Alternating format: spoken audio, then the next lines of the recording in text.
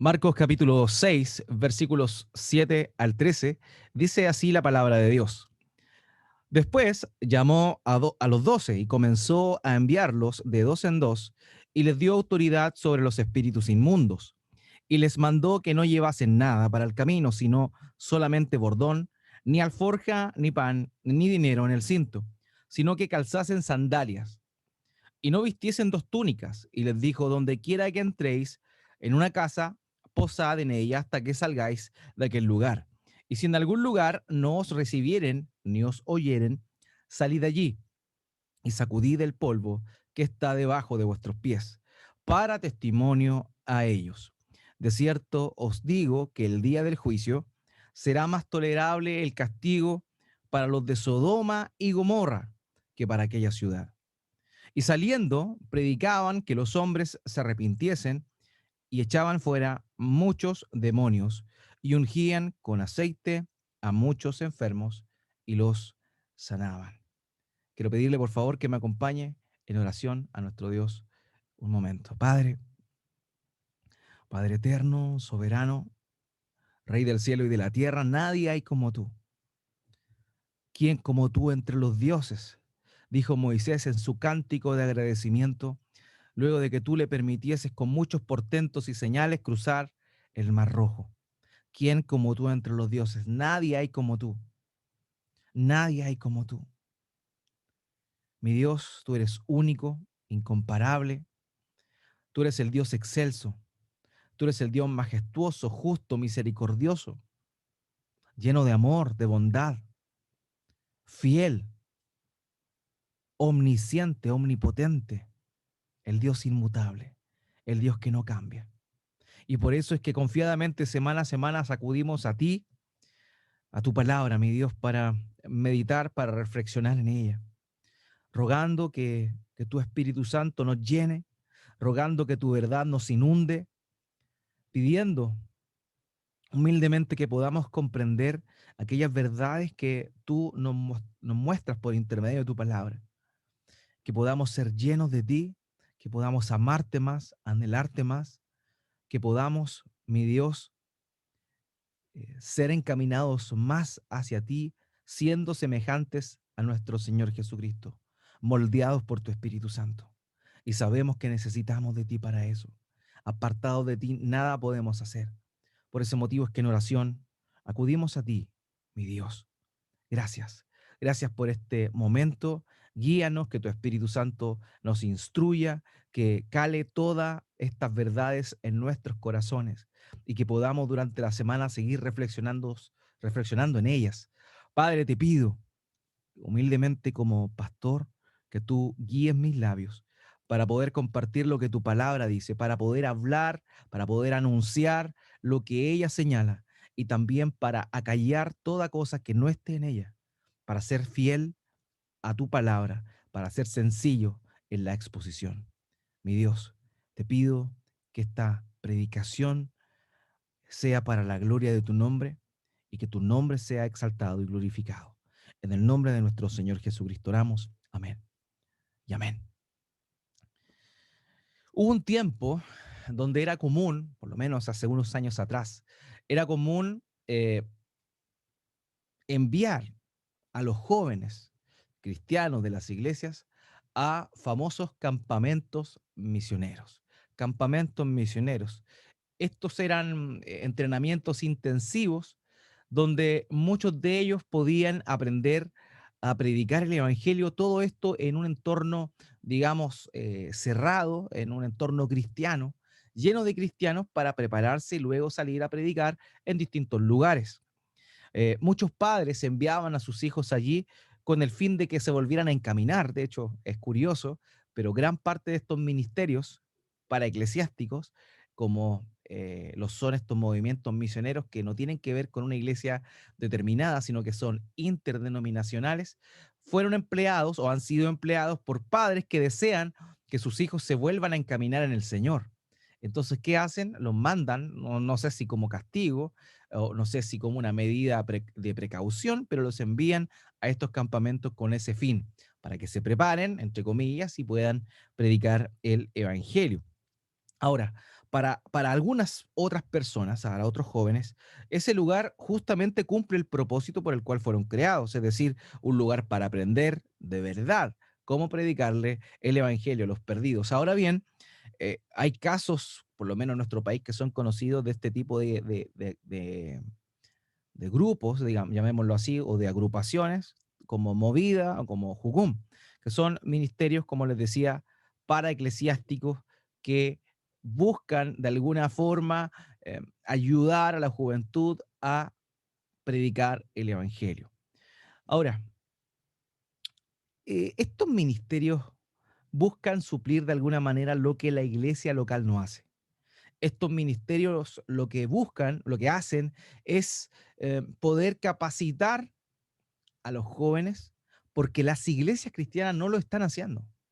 Las iglesias cristianas no están preparando no solo a los jóvenes, sino también a cada miembro de la iglesia en cómo predicar el evangelio. No lo hacen. Y no solo no preparan, sino que tampoco envían. Y eso es un gran, pero gran problema. Yo honestamente no digo que estén mal estos ministerios para eclesiásticos. Sin embargo, pienso que no serían necesarios si las iglesias cristianas cumplieran verdaderamente con el llamado que tienen, con el propósito que tienen, precisamente eh, de, de enseñarles a los hermanos de la iglesia a predicar el evangelio. Ahora, tenemos por un lado eso, iglesias que no están cumpliendo con su misión. Esa es una primera parte. Pero hay otro elemento que es muy grave y que nosotros vemos en la actualidad. Las cifras de personas en el mundo que están sin Cristo y que no conocen a Cristo son exorbitantes. Es increíble. Una encuesta reciente sobre la fe en Cristo en Europa arrojó los siguientes resultados. En países como España, Dinamarca, Francia, Bélgica o Hungría, más del 50% de los encuestados declaraban ser ateos o agnósticos. Note bien, ateos o agnósticos, el 50% de ellos. Ahora bien, en países como Reino Unido, Países Bajos o República Checa, la cifra se dispara de una manera tremenda, tremenda. Eh, por encima del 70%, incluso hasta el 90% de las personas no creían en el Evangelio, no creen en el Evangelio. Así que, por un lado, vemos un mundo sumamente incrédulo, con una gran necesidad, pero por otro lado, vemos una iglesia impotente, floja, negligente y cómoda. Y eso dista mucho de lo que realmente nuestro Señor Jesucristo estableció para su iglesia, para su pueblo. Esto no siempre fue así. Esta realidad que nosotros palpamos, donde la verdad es que las iglesias que se están abriendo en proporción son ínfimas, o los países o lugares que están siendo alcanzados son muy por debajo de lo que sucedió en años anteriores. Y esto es obviamente muy, muy triste. Ahora bien, ahora bien, algo relevante que debemos señalar es que en estos pasajes nosotros vemos cómo es que el Señor Jesucristo formó el primer campamento misionero de la historia, el primer campamento misionero de la historia. Y eso es lo que vamos a estar viendo ahora. Vamos a ver ahora en esta oportunidad cuatro consideraciones con respecto a la misión. Cuatro consideraciones con respecto a la misión. Primeramente vamos a ver que debemos predicar con la autoridad del Señor. En segundo lugar, prestar atención a lo que realmente es necesario. En tercer lugar, tener en cuenta las posibilidades. Y en cuarto lugar, solo hacerlo. Eso es lo que Dios nos ha mandado a hacer a nosotros ahora. Ahora bien, no olvidemos el contexto en el cual viene este pasaje. El contexto es bastante,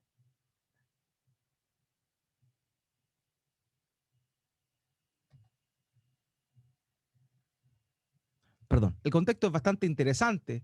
El Señor Jesucristo había ido a Nazaret, su tierra, su pueblo, donde creció. Pero tristemente allí lo que encontró fue incredulidad Eso fue lo que se encontró en ese lugar, la incredulidad, perdón, de las personas que habían estado con él y lo despreciaron, lo desecharon por el solo hecho de ser un carpintero, por conocer a sus hermanos y porque sus hermanas todavía vivían ahí. Y vemos cómo despreciaron a nuestro Señor Jesucristo. Ahora bien, para cualquiera, un acto de este tipo podría haber producido una depresión, un desánimo. El Señor Jesucristo podría haber dicho, bueno, si no me quieren en mi casa, ¿qué va a hacer de mí en otros lugares? Y eso haberlo llevado a un colapso o a una desazón. Sin embargo, esto no fue lo que ocurrió. ¿Cómo respondió el Señor Jesucristo ante esta situación de incredulidad? Fue de una manera increíble. Lo hizo enviando a sus discípulos a predicar el Evangelio a otros lugares. Y eso es lo que estamos viendo acá. Esto es lo que estamos viendo acá. El Señor ya había estado con ellos durante algún tiempo. Ya llevaba un tiempo prolongado, aproximadamente un año y fracción, ya con sus discípulos, y era el momento de que pasaran de la teoría del reino de los cielos a la acción en el reino de los cielos. Todo discípulo del Señor Jesucristo tiene que llegar a un punto en el cual pasa de la teoría a la acción, de la teoría a la acción. Llegó el momento de los discípulos. Ellos habían estado con él, habían escuchado las parábolas del reino, habían oído las enseñanzas del Señor Jesucristo con respecto al reino de los cielos. ¿Se acuerdan cuando vimos la sección de las enseñanzas de las semillas? Bueno, ellos ya sabían, estaban capacitados, sabían el potencial que la predicación del reino de los cielos tenía, pero llegó el momento en el cual ellos fueran y llevaran a cabo esa predicación, fueran a predicar el Evangelio. Y amados míos, eso es lo mismo que debe suceder con nosotros. No podemos siempre quedarnos en la banca. Tenemos que salir a la cancha a jugar en algún momento. A un futbolista no lo contratan para calentar la banca, lo contratan con el fin de que juegue y que dé su mejor esfuerzo por jugar. Lo mismo pasa con nosotros en la fe. Dios nos llamó a su familia, nos llamó a su equipo, con el fin de que juguemos. No que estemos en la banca, sino que salgamos y hagamos lo que tenemos que hacer o cumplamos el propósito por el cual Él nos llamó a cumplir. Así que eso, amados míos, es necesario que comprendamos. Debemos pasar a la acción. No solamente quedarnos en la teoría, no solo quedarnos en las enseñanzas de cómo evangelizar, qué es el evangelio, cuáles son los pensamientos que tienen las personas el día de hoy, cuál es la conmovisión que la gente tiene para poder de alguna manera aprovechar esas instancias, esos puntos en común y entrar con el evangelio. Llegó el momento y llega el momento en el cual debemos pasar de la teoría a la práctica. Y eso es lo que pasó con los discípulos en esta oportunidad. Así llegamos a nuestro primer punto. Predica la palabra con autoridad del Señor. Eso es lo que vemos nosotros en Marcos capítulo 6, versículo 7. Dice, después llamó a los 12 y comenzó a enviarlos de dos en dos y les dio autoridad sobre los espíritus inmundos. Después llamó a los 12 y comenzó a enviarlos. Y aquí vemos un mandato. Aquí hay un mandato de autoridad del Señor Jesús. Él los envía, Él les ordena que vayan. Amados, debemos entender que el Señor nos llama, nos instruye y nos comisiona a ir. Es parte importante de nuestro llamado. Él nos dio el ministerio de la reconciliación conforme a lo que Pablo les dice a los hermanos en Corinto en la segunda epístola. Hermanos, Dios nos dio el ministerio de la reconciliación y debemos llamar a los hombres, debemos clamar a los hombres reconciliados con Dios. De manera que no solo somos espectadores de lo que Dios ha hecho por nosotros, sino que Él nos dio el privilegio de ser participantes de su acción, de su obra. Y eso es un gran privilegio que no podemos despreciar. Es una gran oportunidad de demostrar nuestra gratitud ante Dios, aquel que nos salvó y se entregó por nosotros. Debemos no retribuir porque no hay forma en la cual podamos retribuir, pero sí manifestar gratitud por medio de anunciar las buenas nuevas, el evangelio, la buena noticia de aquel que nos sacó de las tinieblas a su luz admirable. Así que, amados, debemos saber esto. Tenemos que pasar de la inactividad a la acción. Pero para eso debemos entender que el Señor mismo nos comisiona para que vayamos. Él nos da autoridad para que vayamos. Ahora, en el caso de los discípulos, lo vamos a ver ahora, es este mandato fue un mandato temporal. Todo lo que aparece descrito en este segmento que acabamos de leer del versículo 7 al 13 simplemente es un mandato temporal mientras el Señor Jesucristo estaba vivo. Por eso es que nosotros no tenemos ciertas o no llevamos a cabo la misión de la forma en la cual el Señor le mandó acá. Sin embargo, esto que hizo el Señor de enviarlos es un acto que cada uno de nosotros debe seguir haciendo hasta el día de hoy. Ahora, un elemento interesante que muchos de nosotros podríamos preguntarnos es por qué el Señor los llamó y los envió de dos en dos. Una razón de esto podría ser una razón, digamos, la lógica, es que en los caminos de aquel tiempo se corría mucho peligro. No olvidemos la parábola del buen samaritano, ¿cierto? Donde vemos que un hombre iba de un lugar a otro y en el camino salieron unos asaltantes y lo dejaron medio muerto. Y en esa enseñanza uno podría decir, bueno, el Señor que es grave, pero no, era algo que normalmente sucedía en los caminos. Eran lugares peligrosos donde los asaltantes acechaban a las personas con el fin de detenerlos y quitarles todo lo que poseían. Incluso si era necesario le quitaban la vida. Entonces, por un tema logístico y lógico, el Señor Jesucristo los envió de dos en dos. Pero también hay un tema o una razón, digamos, espiritual importantísima o teológica importantísima.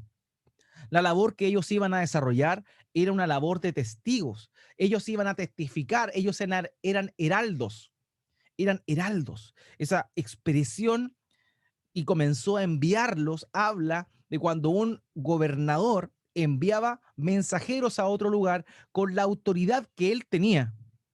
Es decir, las palabras que ellos dijeran venían directamente del gobernador. Esa es la idea cuando se menciona aquí esto.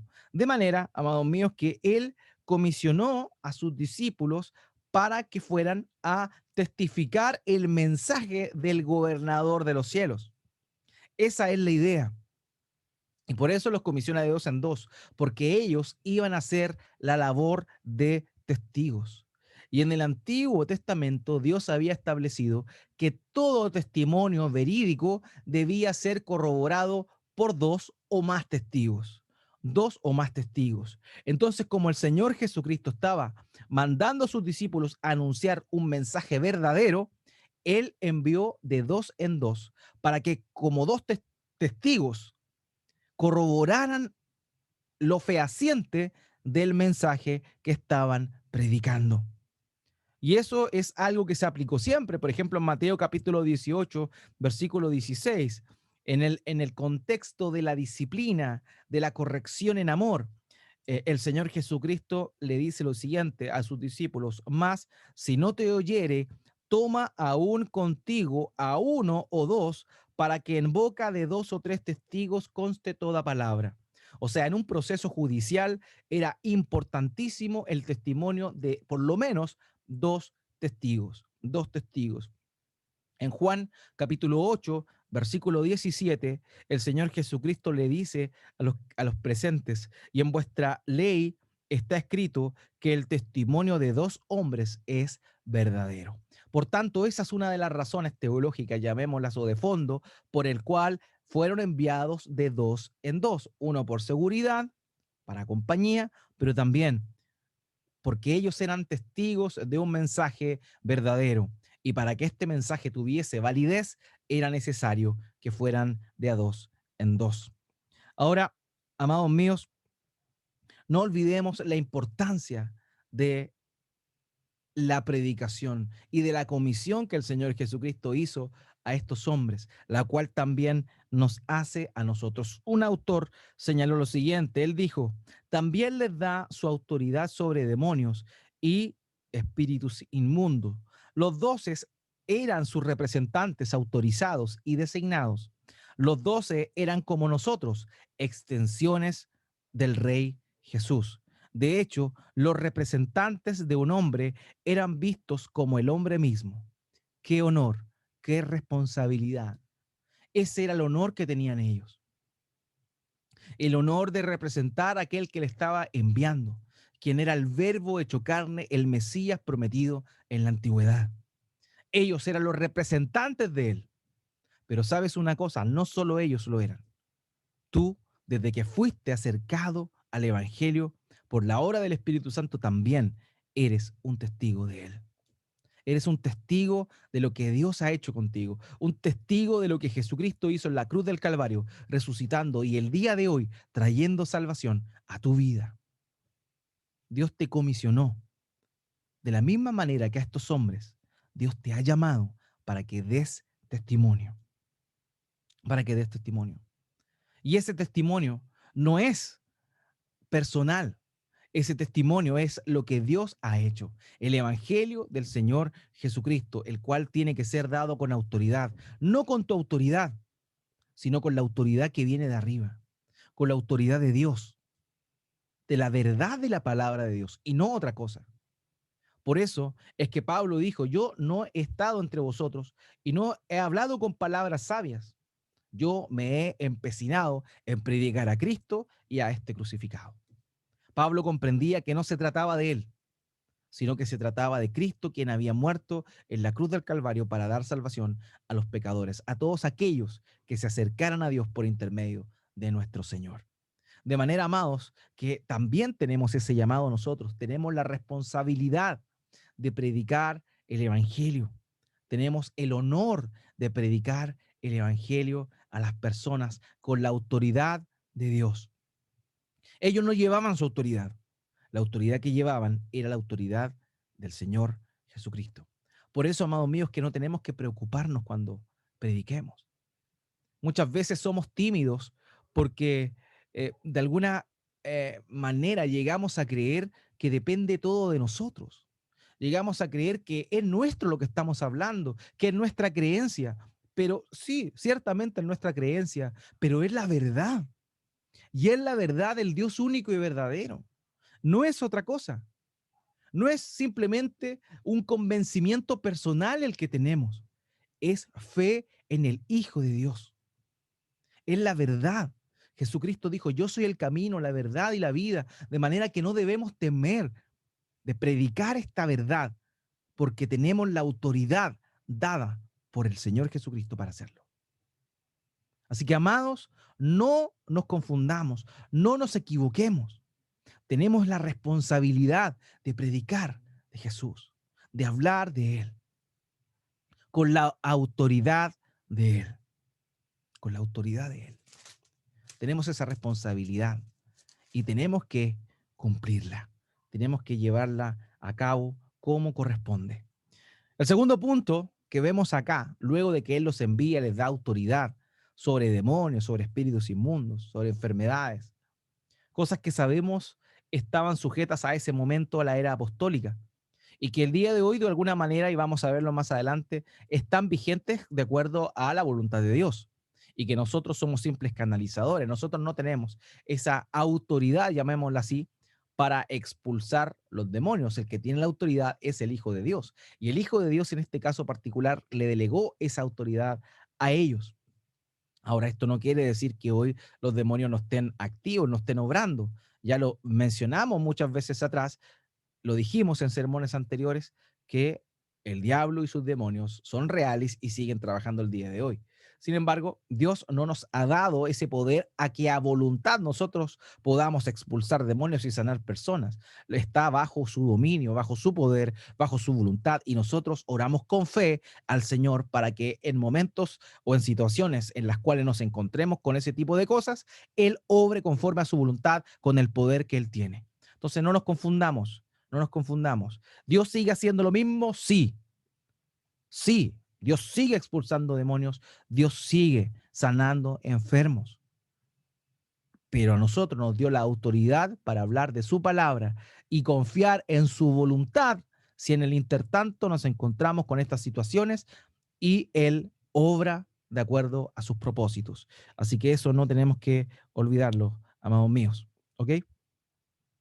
Así que eso es lo primero que vemos acá y que contemplamos aquí. Lo segundo, tenemos que prestar atención a lo que realmente es necesario. Hay cosas que necesitamos para predicar el Evangelio y otras cosas que no. Y eso es lo que el Señor les trata de decir a ellos con los versos 8 al 9. Acompáñeme, por favor, aquí en los versos 8 al 9. Dice, y les mandó que no llevasen nada para el camino, sino que solamente bordón, ni alforja, ni pan, ni dinero en el cinto, sino que cansasen sandalias y no vistiesen dos túnicas. Aquí vemos dos cosas importantes que vamos a estar meditando.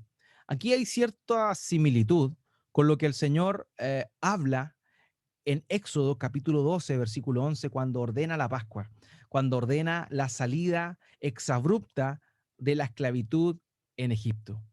Recordemos, ellos estaban ahí, Moisés va por un tiempo, comienza Dios a mostrar sus portentos, sus señales por intermedio de las plagas, ¿cierto? El juicio comienza a caer sobre Egipto y llega un momento en el cual dice, viene la última plaga, la muerte de los primogénitos, estén listos porque van a salir. Nos, la verdad es que tienen que llevar lo justo, eso estoy parafraseando todas las instrucciones. Y fíjese lo que dice en Éxodo capítulo 12, versículo 11.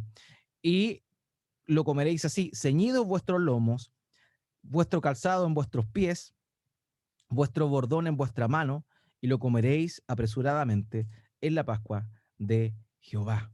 Y esto es interesante porque hay cierto símil en los elementos que aparecen descritos ahí. Ahora uno podría pensar, bueno, en ese tiempo se utilizaban bordones, que estamos hablando de un bastón, un bordón era un bastón para apoyarse en las caminatas. También habla de los vestidos y eso era un ornamento propio o un propio de que el tiempo. Pero hay cierta similitud en este mensaje, o más bien en los elementos que incluyen. Entre la salida, el éxodo, la salida de la esclavitud al mensaje que los discípulos debían predicar, había una similitud tremenda. Los discípulos fueron llamados a predicar la libertad de la esclavitud, del pecado y de la muerte. Así que vemos ahí ese primer elemento que teníamos que considerar. Probablemente, algunos, por lo menos algunos estudiosos dicen, probablemente esta sea una señal o una alusión a un nuevo éxodo espiritual, no de salir de un lugar físico a otro, sino de salir de la esclavitud del pecado y de la muerte del pecado a la vida eterna y la libertad en Cristo Jesús. Ahora bien, volviendo al segundo punto que quería mencionarles, es necesario entender, comprender que cuando vemos acá, cuando hablamos aquí nosotros, eh, de las cosas que el Señor Jesucristo les dice que deben llevar y no deben llevar, hay, eh, hay elementos propios de la época, ¿ya? Hay elementos propios de la época. Por ejemplo, lo que sale descrito acá, bordón era lo que yo les decía, el bordón era un bastón, la alforja era una bolsa de cuero en la cual ellos llevaban alimentos para provisiones para el camino, pero justo para el camino era como para llevar pan o agua, ese era el propósito de ese bordón, no para llevar ciertas, digamos, cosas de despensa para proveerse en el camino, sino más bien lo justo, lo necesario para el trayecto. Ni pan ni dinero en el cinto. Fíjese ahí, Dios le estaba diciendo, el Señor le estaba diciendo que no tenían que preocuparse por su sustento mientras ellos estuviesen cumpliendo con la misión. Él les llama a despreocuparse de eso, sino que calzasen sandalias y no vistiesen dos túnicas. En ese tiempo se usaba una túnica solamente y una capa, la cual cubría, servía como ante el viento para cubrirse y la noche como una manta para cubrirse del frío. Ahora bien, cuando dice no lleven dos túnicas, se está refiriendo a que no lleven muda de ropa, solamente lo que llevan puesto, esa es la idea. Y esto es interesante porque el Señor le está diciendo acá a ellos que deben depender de Él. Hermanos, para la misión, para poder cumplir con la misión, realmente debemos depender de Él. Nada más que eso, solo depender de Él, solo depender de Él. No necesitamos más. Y pese a que estas cosas, estas ordenanzas no fueron eh, eternas, llamémosla así, como les comenté hace un rato, fueron solamente circunstanciales a ese primer llamado misionero. Porque luego de eso, el Señor les dice que ya van a tener que usar las cosas que les dijo que no usaran. Por ejemplo, en Lucas capítulo 22, versículo 35, dice, a ellos dijo, cuando os envié sin bolsa, sin alforja y sin calzado, ¿os faltó algo? Ellos dijeron, nada. ¿Por qué? Porque nada le faltó cuando él le había dicho que no llevaran nada. Pero este mandato era solamente un mandato temporal, no era un mandato que los discípulos de Cristo el día de hoy tenemos que cumplir. Nosotros no estamos llamados a un voto de pobreza, no estamos llamados a andar errantes predicando sin nada. No es el llamado nuestro, fue el llamado particular de ellos. De hecho, en el versículo 36 dice, en Lucas 22:36, dice, ahora lleven todo lo que yo les dije que lo llevaran. ¿Por qué? Porque ahora el Hijo del Hombre va a ser entregado. Entonces, estos tips que el Señor dio fueron para la primera etapa de la evangelización, antes de que él incluso muriera. Esa es la idea. Fue algo momentáneo, sujeto a ese momento, pero que nos da grandes principios para nosotros. Y el primer principio y el más relevante es que no tenemos que preocuparnos de lo que necesitemos para la predicación del Evangelio. Y en tiempos como este, eso parece un balde de agua fría. Vivimos en tiempos en los cuales nos planificamos por todo, tiempos en los cuales no hacemos cosas, no proyectamos cosas si no tenemos los recursos para hacerlo. Y la verdad es que este pasaje es un llamado de atención para nosotros. No significa que no debemos ser ordenados para tomar decisiones. Lo debemos ser, evidentemente, pero tenemos que tener fe en que Dios va a proveer para su misión. Dios provee para su misión.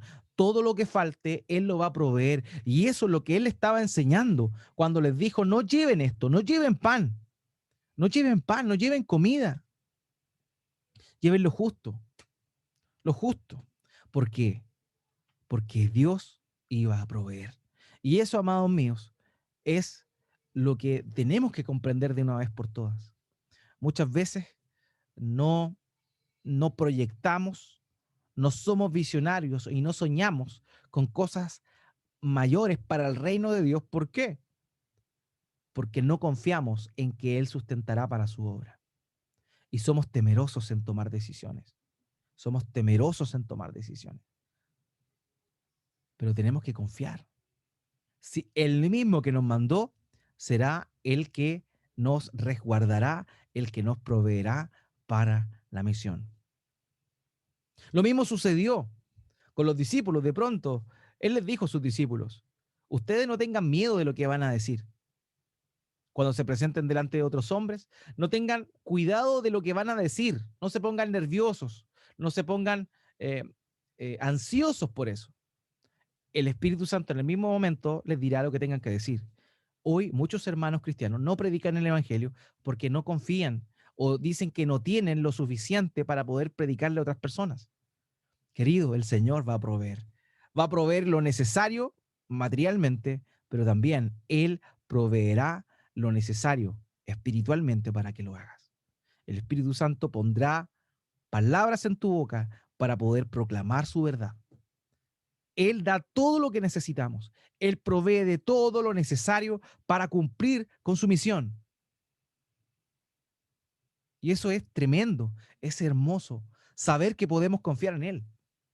Cuántas historias de hermanos que han partido a la misión sin nada y Dios les ha sostenido. Dios les ha sostenido con una mano delante y otra atrás, sin nada. Pero Dios ha glorificado su nombre y les ha sostenido. Hermanos, no nos preocupemos. Lo que es para la misión, Dios lo va a proveer. Todo lo necesario, aquellas cosas materiales y también aquellas cosas necesarias que no son materiales para poder predicar su gran verdad. Así que no nos afanemos si algo nos falta. Si pensamos que nos falta algo, que nosotros no tenemos los recursos que tienen ellos para hacer esto, no nos afanemos. Confiemos en Dios, Dios va a proveer, pero hazlo, comienza a hacerlo, comencemos a hacerlo, porque si pensamos que no tenemos lo necesario, no lo vamos a hacer nunca. Pero si ya tenemos un mandato, el cual es ir y predicar, lo que debemos hacer es ir y predicar. Lo que necesitemos en el camino, oremos y Dios lo va a dar conforme a su voluntad. Dios lo va a proveer. Si es su voluntad, lo va a dar y listo. Pero proyecta, hazlo. Eso es tan importante. Y nos falta tanto, nos falta confiar en el Señor. Nos falta confiar en el Señor. Así que, amados, ese es el primer llamado. No nos afanemos, no estemos ansiosos, porque Dios va a proveer. Mateo capítulo 6, verso 34. Así que no os afanéis por el día de mañana, porque el día de mañana traerá su afán. Basta a cada día su propio mal. Basta cada día su propio mal. Confiemos en el Señor. Él va a proveer. Pero nosotros trabajemos, hagamos lo que tenemos que hacer. George Mueller dijo, trabaja como si todo dependiera de tu labor, pero no confíes en tu labor, sino que toda tu dependencia sea en Dios, el Espíritu Santo. Amados, hagamos las cosas, trabajemos, prediquemos el Evangelio, pongamos manos a la obra y todo lo que sea necesario, confiemos en que Dios lo va a proveer. Amén. Él lo va a proveer. Dios proveerá todo lo necesario. En ese momento no era necesario que ellos llevaran 2 mudas de ropa. No era necesario que llevaran 2 sandalias. Por eso es que en Lucas y en Mateo dice, no lleven bordón y no lleven sandalias, que sería una aparente contradicción a lo que aparece descrito en Marcos. Lo cierto es que no hay contradicción. Lo que el Señor le está diciendo es que no deben llevar 2 bastones y 2 pares de sandalias, porque evidentemente toda la gente tenía sandalias en ese tiempo. Entonces, si les hubiese dicho no lleven sandalias, significaría que les está diciendo que vayan descalzos, pero eso no fue lo que el Señor les dijo. Él les dijo no lleven 2 bastones ni 2 pares de sandalias. Confíen en mí, confíen en mí. El llamado a predicar el evangelio, queridos, es deshacernos de aquello que nos estorba. Hay muchas cosas que nos estorban. Las cosas materiales muchas veces nos estorban para poder proclamar el evangelio. Y era necesario que estos hombres se despojaran de todas aquellas cosas que no les servían, de todas aquellas cosas que no eran necesarias para su misión. Hermanos, es necesario que para que prediquemos el evangelio de una manera efectiva, nos deshagamos de ciertas cosas. No olvidemos, David, el momento previo a enfrentarse a Goliat, se deshace de la armadura que Saúl le había prestado. Saúl le pasa su propia armadura, David se la pone y ve que es incómodo, ve que le es molesta para el combate y finalmente se deshace de ella. Hermanos, es necesario que nos deshagamos de las cosas, de los estorbos que no nos permiten llevar a cabo una misión dependiente de Dios. Tú sabes lo que tienes que deshacerte. El Espíritu Santo te dice a tu corazón, esto está de más, esto no lo necesitas, deshazte de él, deshazte de él. Otra de las cosas por las cuales el Señor Jesucristo les invita a deshacerse de cosas y también a privarse de otras, es por el hecho de que el trabajo de la predicación del Evangelio no es un viaje de placer. Como les dije al principio, eh, en estos grupos misioneros o agrupaciones para eclesiásticas misioneros, muchos jóvenes van y lo toman como un viaje de placer. Qué rico es ir a otro país, a otra cultura, conocerles y hablar de Dios, entre comillas. Pero lo ven más como un viaje de placer, como sacarse fotos con aborígenes para después ponerla en las redes sociales. Pero eso no es misión, eso no es predicar el Evangelio. Eso no es tener una disposición a cumplir realmente lo que el Señor estableció. El Señor les dice que se priven de ciertas cosas porque le está diciendo con ello que la misión no es un viaje de placer. No es un viaje de placer. De hecho, fíjese que ellos tenían que llegar a un lugar y quedarse en una sola casa. Y en la primera casa que lo recibían debían quedarse. Y esto él lo hace con el fin de que los discípulos no estuviesen buscando mejores lugares donde alojarse. Porque imagínense, llegan a un pueblo y recibe una familia pobre. Y luego conocen a más personas, otros conocen el Evangelio y personas más acaudaladas con mejor situación llegaran a estar, ¿cierto?, en la fe y les invitaran a quedarse en su casa. Entonces, ¿qué iba a ocurrir? Iba a ocurrir que las personas que lo recibieron primeramente iban a ver mal a los enviados por el hecho de que ellos preferían estar con una familia o en un hogar que tenían mejores cosas para atenderles. Por eso le dicen, no, quédense en un solo lugar. Y esa era una práctica común, porque diferenciaba, sobre todo en la iglesia primitiva, diferenció a los verdaderos discípulos, a los verdaderos predicadores, con los falsos predicadores. De hecho, la didaché, que según se entiende, son enseñanzas que los discípulos, los apóstoles, dieron a la iglesia primitiva, dice lo siguiente: todo apóstol que llegue a vosotros ha de ser recibido como el Señor, pero no debería quedarse más de un día, a no ser que haya necesidad. En tal caso puede quedarse otro. Quedándose 3 días, es un falso profeta. Al partir, el apóstol no aceptará nada, sino pan para sustentarse hasta llegar a otro hospedaje. Y si pidiere dinero, es un falso profeta. Así es. Eso es lo que la iglesia apostólica enseñaba. Qué distinto es a lo que se da hoy, realmente, ¿cierto? Es increíble cómo esta enseñanza de los apóstoles a la iglesia primitiva ha quedado verdaderamente olvidada. No, lo necesario, lo justo, lo preciso, no preciso, no más, no más, lo necesario, lo necesario. Y eso es lo que dice la escritura. Hermano, necesitamos cosas precisas para poder cumplir, llevar a cabo nuestra misión. No necesitamos más cosas, debemos deshacernos de aquello que nos estorba, ¿ok? Así que ese es el segundo punto. El tercer punto que vemos acá en este pasaje son las posibilidades. Ten en cuenta las posibilidades. Ya lo dijimos, perdón. Primero, predica con la autoridad del Señor. En segundo lugar, ten en cuenta lo necesario. Tercer lugar, ten en cuenta las posibilidades. Fíjese lo que dice el versículo 10, perdón, al 11. Dice, y les dijo, donde quiera que entréis en una casa, posad en ella hasta que salgáis de aquel lugar. Y si en algún lugar no os recibieren ni os oyeren, salid de allí y sacudid el polvo que está debajo de vuestros pies para testimonio a ellos. De cierto digo que en el día del juicio será más tolerable el castigo para los de Sodoma y Gomorra que para aquella ciudad. Amados míos, ya los dije, ellos debían quedarse en un solo lugar como un acto de humildad, un acto de despojo. Eso era lo que debía pasar. Habían personas que le iban a recibir con mucha solicitud, con mucha avidez, iban a recibir el mensaje de Cristo, pero también iban a haber otras personas que no lo iban a hacer. Iban a haber otras personas que iban a tener una mala actitud. Iban a rechazar el mensaje del Evangelio. Y esa es una posibilidad. Amado, predica con la autoridad del Señor Jesucristo. Despójate de aquellas cosas que no son necesarias. Confía en que el Señor proveerá lo necesario. Y también ten en cuenta las posibilidades.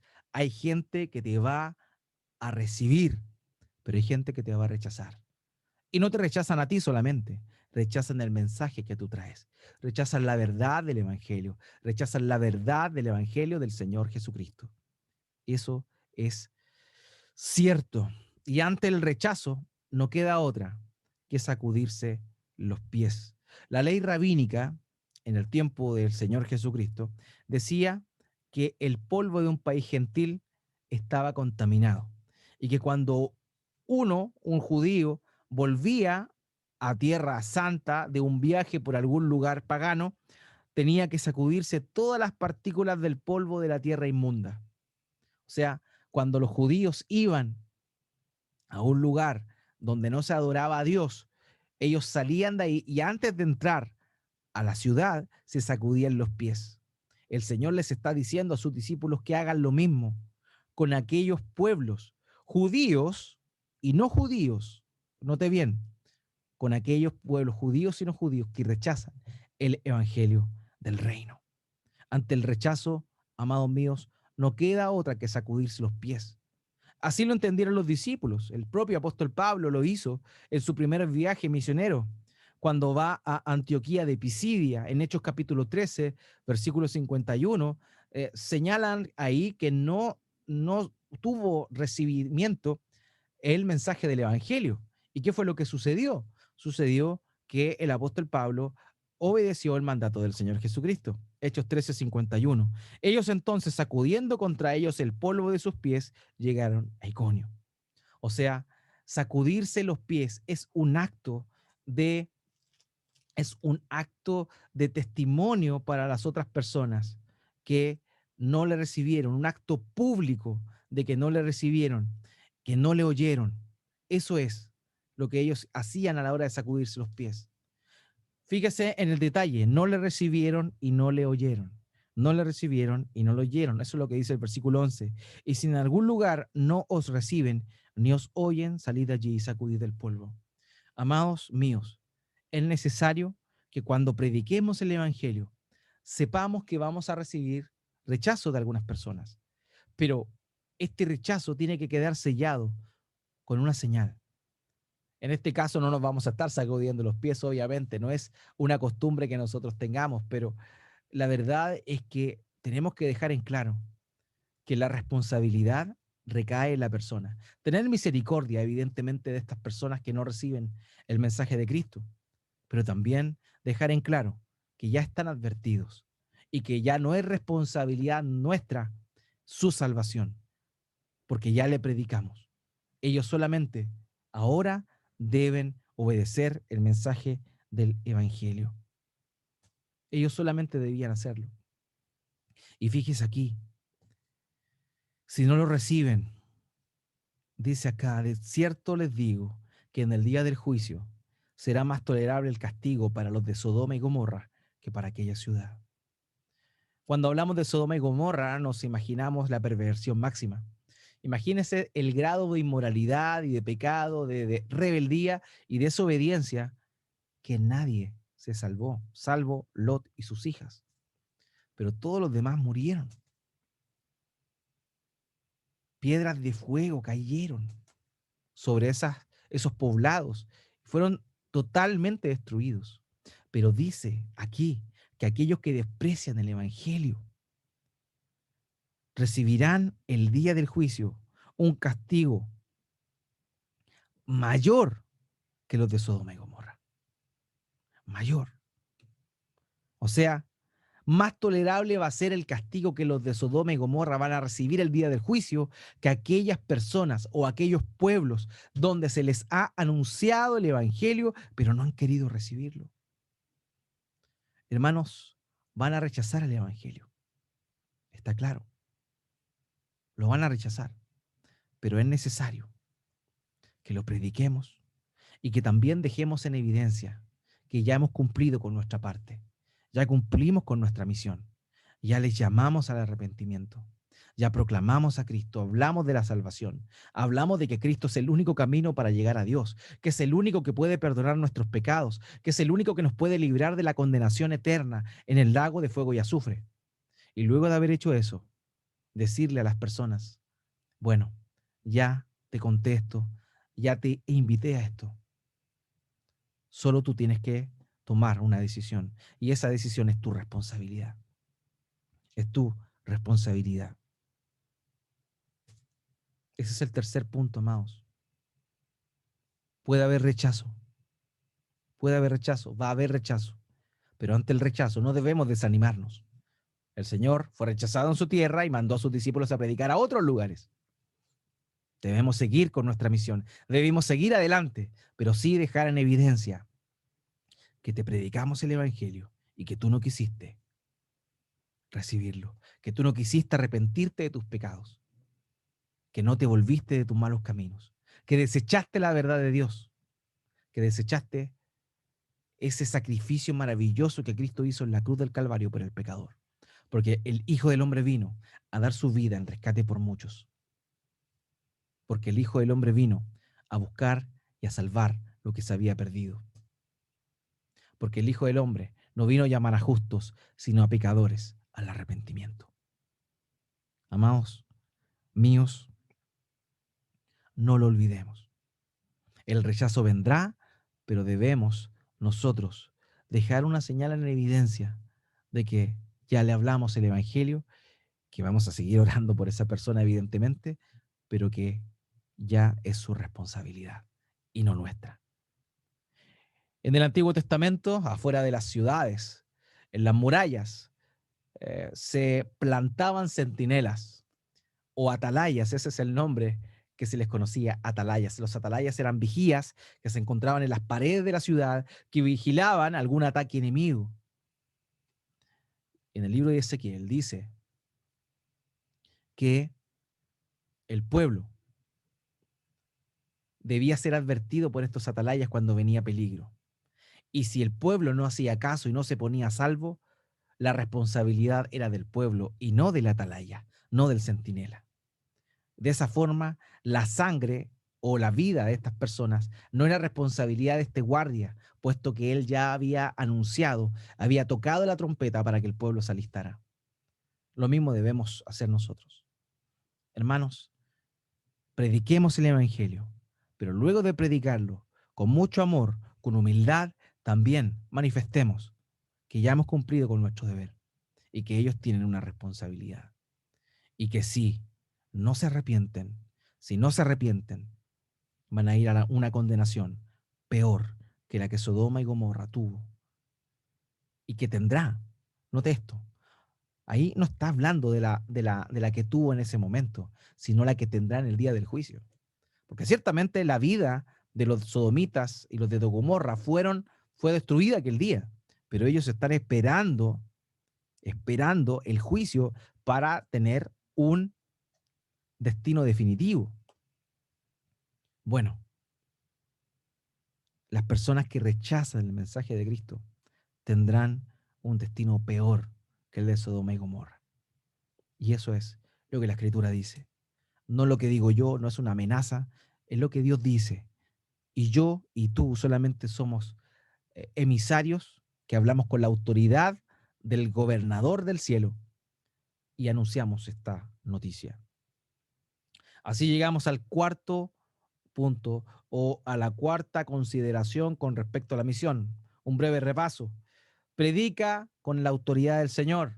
Segundo, presta atención a lo realmente necesario.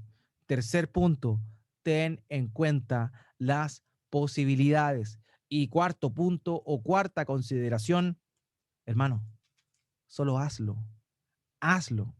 Versículos 2 y 13.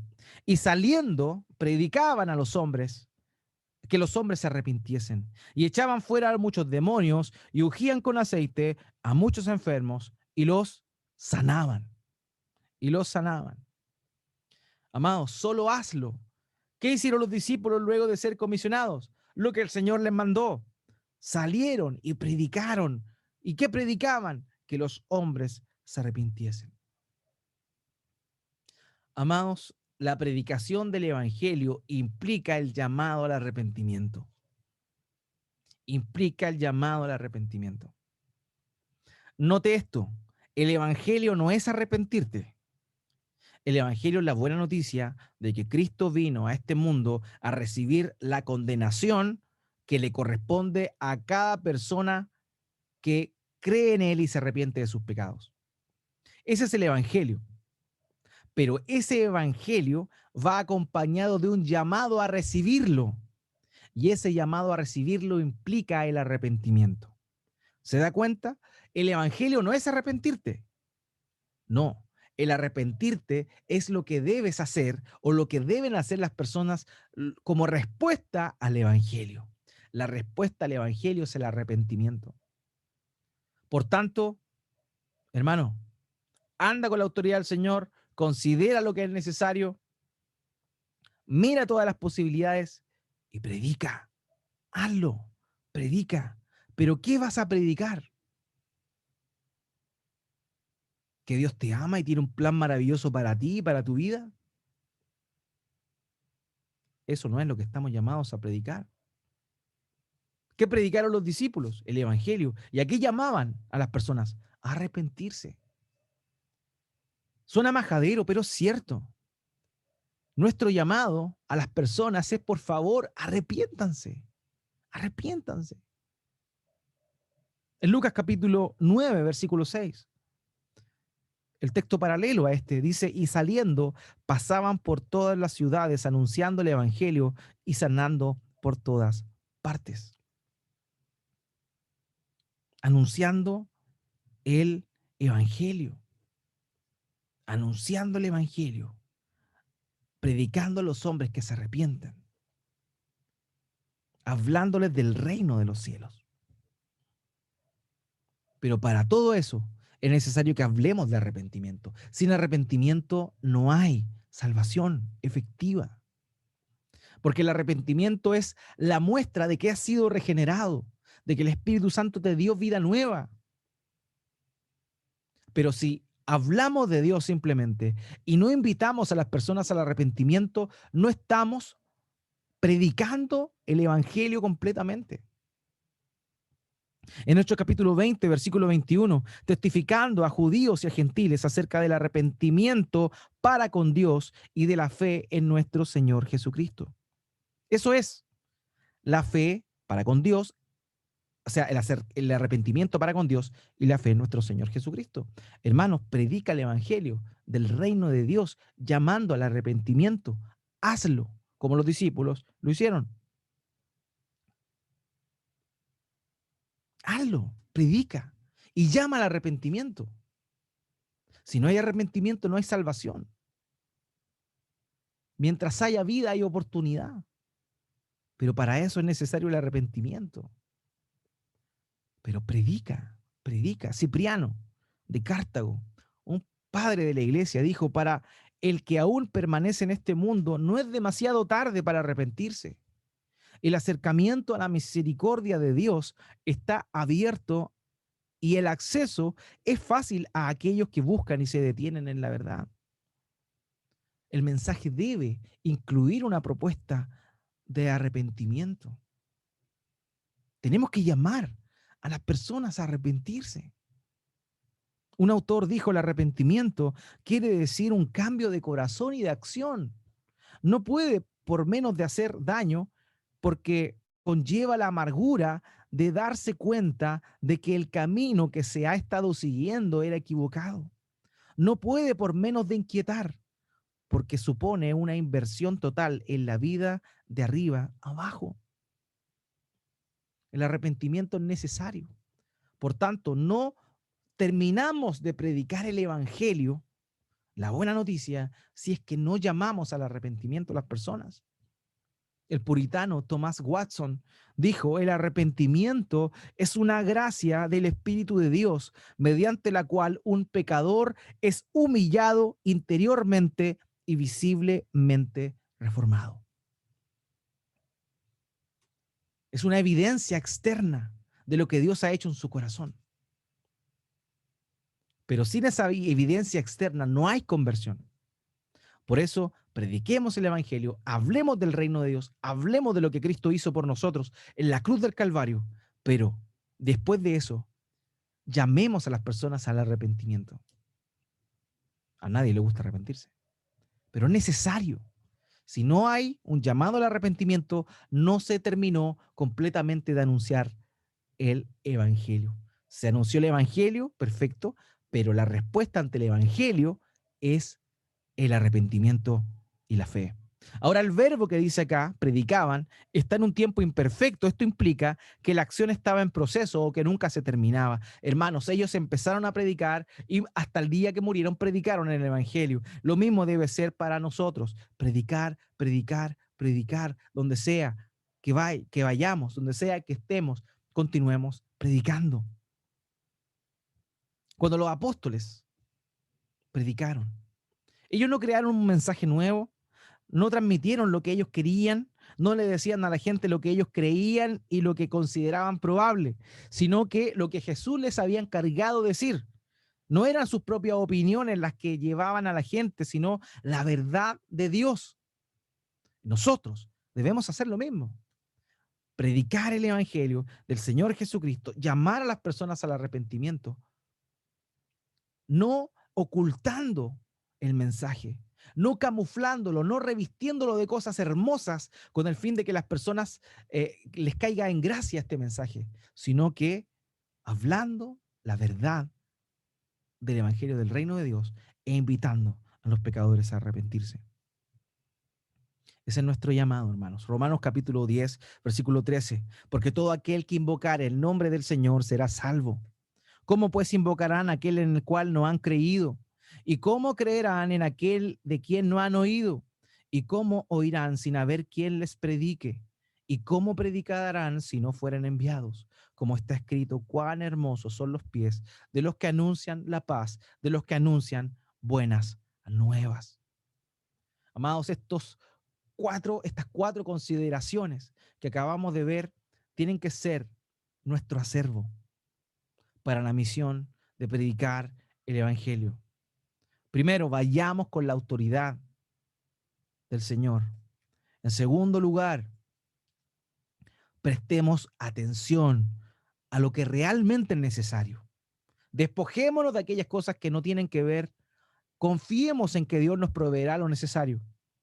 En tercer lugar, tengamos en cuenta las posibilidades. Hay gente que nos va a rechazar. Testifiquemos a ellas de que han rechazado el Evangelio del Reino y que son responsables de eso. Y en cuarto lugar, prediquemos, hagámoslo, pero el Evangelio que prediquemos sea un Evangelio que lleve a las personas al arrepentimiento, a una conversión genuina. Este es el verdadero campamento misionero del Señor Jesucristo, el que instruyó a sus discípulos y el que esta mañana nos ha hecho de forma intensiva por intermedio de su palabra. Que Dios nos motive a predicar su verdad, que nos llene de su Espíritu Santo y que podamos meditar, reflexionar y aplicar esta palabra en nuestras vidas durante esta semana y toda oportunidad que tengamos. Vamos a orar al Señor. Incline su rostro.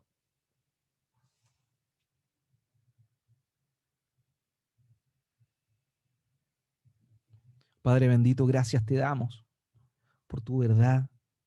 Gracias por tu palabra. Gracias, mi Dios, porque eres tan bueno, tan misericordioso con nosotros y nos das el privilegio de poder anunciar tu verdad. Oh, mi Dios, ayúdanos, por favor. Lo necesitamos, Padre. Necesitamos de ti. Danos valentía, el denuedo y la oportunidad para hacerlo. Mi Dios, que podamos hacerlo no como un mensaje que viene de nosotros, sino de ti. Que hablemos, prediquemos con tu autoridad. Oh, mi Dios, que veamos aquellas cosas que realmente son necesarias, que nos despojemos de aquellos elementos que estorban, que prediquemos el Evangelio. Padre, permítenos confiar en ti y en que tú suplirás lo necesario para llevar a cabo la misión. Te lo pedimos, mi Dios, por favor. Te lo rogamos, Padre, en el nombre de Jesús. Oh, mi Dios, te pedimos que sepamos que no siempre recibiremos buena o nos recibirán con buena acogida, sino que también seremos despreciados y que tristemente esas personas que desprecian tu evangelio serán condenadas a una situación peor a la que Sodoma y Gomorra tuvo que padecer y tendrá que padecer. Padre, te necesitamos, mi Dios. Necesitamos de ti. Ayúdanos a ir y predicar, a anunciar la verdad del evangelio, a llamar a las personas al arrepentimiento. Te lo pedimos, Padre. Te lo rogamos, Señor. Que tengamos esa valentía, ese arrojo de no suavizar la palabra, sino que entregarla de forma correcta, concisa y también de hacer el llamado respectivo al arrepentimiento de las personas, a que reciban esa gracia de arrepentirse de su mal camino y de volverse a ti. Padre, ayúdanos a solo hacerlo. Ayúdanos a predicar tu verdad. Gracias te damos, Padre, en el nombre de Jesús. Amén y amén. Muy bien, amados hermanos, que Dios nos permita, ¿cierto?, reflexionar esta semana más y más en su palabra, más y más en esta gran verdad y esta gran responsabilidad que tenemos cada uno de nosotros. Que este entrenamiento intensivo que Dios nos da por intermedio de su palabra dé fruto y que podamos llevar a las personas al arrepentimiento. En un mundo que está cada vez más incrédulo, se requieren más personas dispuestas. El Señor Jesucristo dijo, oren al Padre para que envíe obreros a su mies. Y tú y yo somos esos obreros que deben ser enviados a la mies a predicar el Evangelio del Señor Jesucristo. Así que ánimo, no nos olvidemos de lo importante y que esta semana sea para la gloria de Dios. Amén. Muy bien, vamos a dar los avisos para esta semana. Mañana, el día lunes, ¿cierto? Los hermanos que están en el curso de membresía lo saben, tenemos nuestra reunión a las 8 de la noche. El día martes, nuestras hermanas tienen su reunión, su discipulado de mujeres, a las 20 horas también. El día miércoles continuamos con nuestro estudio bíblico a las 20 horas.